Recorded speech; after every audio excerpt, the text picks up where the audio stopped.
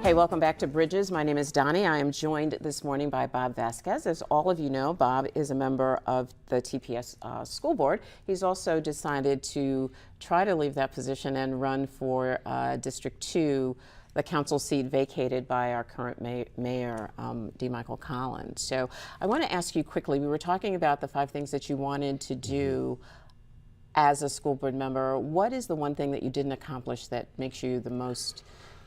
I think the toughest thing is parent engagement. Yeah. And that's something that we still need to work on, and we are working on it, and I think the whole board and the administration are working on it.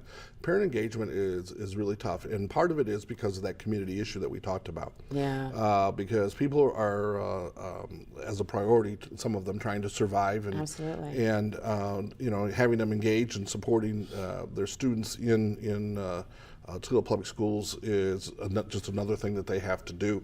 And we have to find a way to reach out to them, and we have to find a way to keep them coming back and keeping them interested. Now we have and it doesn't mean that they're not interested because they can't find a way to be engaged. No, it's kind of helping people find the balance sometimes. It is. Yeah. And no, I'm not trying to say that at all. And it's because we have a community, like we said, that was hit by the economy so hard that people are out working and people are trying to do the things that they need to do and support their kids. Yeah. and be engaged. There's a lot going on. But you know, a lot of our kids are from different backgrounds and in different family settings, and they need different kinds of support.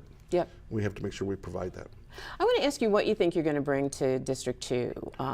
But before we do that, can we talk a little bit about the structure of this election? Yes. So let me talk to you about this. This election is a little different than others, not terribly complicated. It's nothing that you have to be concerned about. But just remember that if you live in District 2, you will need to complete 2 ballots. You will need to go to the machines for those things that are on the primary, as part of the primary.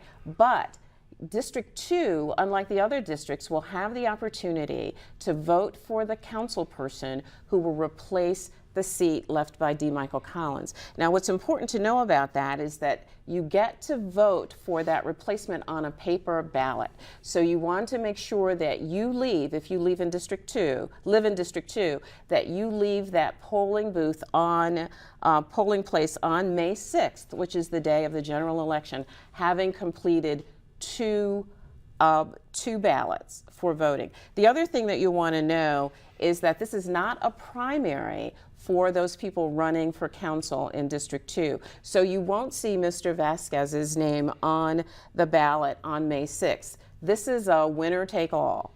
Whomever wins of the 4 people who are running in District 2, whoever gets the most votes gets the seat. That's right. They win. And they will complete the term left vacant by correct. Michael Collins. The folks running on that district are Matt Cherry, Bob Vasquez, Marcia Heilman, and Joe Celesta. That's right. So those again will be on a paper ballot. Make sure that your poll worker gives you that paper ballot only in District 2. That's the only place where you'll be voting for a councilman. And please, we are so afraid that this is going to be a low turnout. We've not talked much about this election this time, and shame on us if we don't get out and vote. The general election is being held on May 6th. And before we leave today, we will tell you where you can early vote. We are still in the early voting stage. That's right. Until May 3rd. Until May 3rd. Okay, we'll talk about that a little bit more as we exit the show today, but try and remember all of that's really important this year. Okay, so what are you going to bring, Mr. Vasquez? Well, first of all, I think that I'm going to bring to City Council what I have demonstrated is in that strong leadership. And strong leadership and forward thinking. And what I want to... but everybody says that. Yeah, I gotta tell you. But I've demonstrated that too. Have you? Okay, let's talk about that.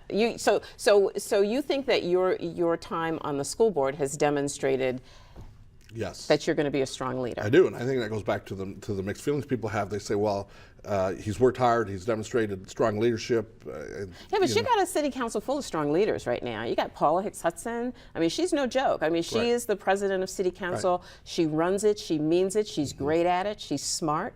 You've got Jack Ford. You've got some really strong personalities on there. So how do you intend to rise to the top? Well, one of the things I want to do is I want to bring city council things that we did do in at Board of Education. Let's use an example. Let's talk about like the pools and Okay. the issue with the pools. Okay. All right. As far as I'm concerned, we should be talking about the pools way before now. Right. And we should be talking about what we're going to do with the pools next year already. We just passed a budget, okay, and we had to take away from the capital improvements, and we need to wean ourselves away from that. But what I've learned is about budgets is that you really need to start working on them way before it's time to pass the budget. You need to be monitoring them all through the year. You need to set your priorities. So if I'm a basic service kind of person, but if a priority is pools or anything else, then we need to work on that now. We need to find a way. We need to see where the resources are now, not when it's time to pass the budget. So what I would bring is planning, because I want to plan, and I want to plan from the beginning. I want the council people to hear from the community what are the priorities, okay, and then rank those priorities, and then look at the budget and say, okay, how do we pay for it? And now. If you could do that, later. we'd make you king. You know, we really would. Because I don't understand how the city runs without a real a plan. That every major corporation in the world has a strategic plan that they follow. Well, and we're in the process of doing that with Tulip Public Schools. But here's one of the things that we have to do at Tulip Public Schools. We have to do a 5-year forecast. And that 5-year forecast, what happens is that everybody puts in what they think their priorities are, and then in the finance committee and then at the full board, we have to decide over 5 years what we think the priorities be and how we're going to pay for them. So you would make that one of your major, one of the Yes. major components of your platform. Absolutely. The need to plan strategically Right. around what kinds of things? City services? I'm a basic city services first and safety, and I think it goes Safety. back to our community thing, and I also goes back to my time on Tulip Public Schools is to make sure our students and where they live are safe and how they get to school that they're safe. So basic city services, and then expand from there if there is the money, and then if there isn't, we need to come up with different ways to do that. One of the things at Tulip Public Schools that was important to me, and one of the 5 things I talked about, was bringing the community in. When we talk about those kinds of things, there's the Boys and Girls Club, there's the United Way, there's the YMCA that provides recreation kinds of things. I think we need to be talking with those kind of organizations, those kinds of people now.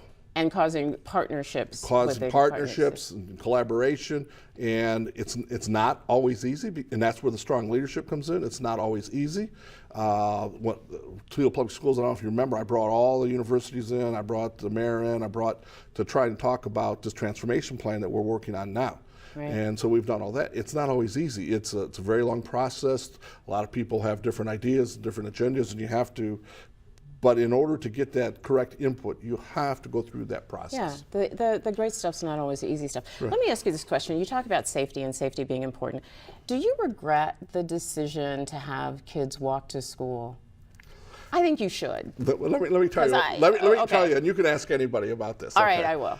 I don't regret making the decision, but I want to do something different because of what has happened. A couple of things. Yeah, because clearly it doesn't work. Well, one of the things is that since we've made that decision, and the board has been talking about it, and the administration has been talking about transportation, it's finding the resources to do that, and we're working very hard to find the resources to do that. I don't regret the decision because we had to work on the budget and we did what we had to do, and I think that's, again, strong leadership. However, that doesn't mean that you can't look at it and reevaluate it.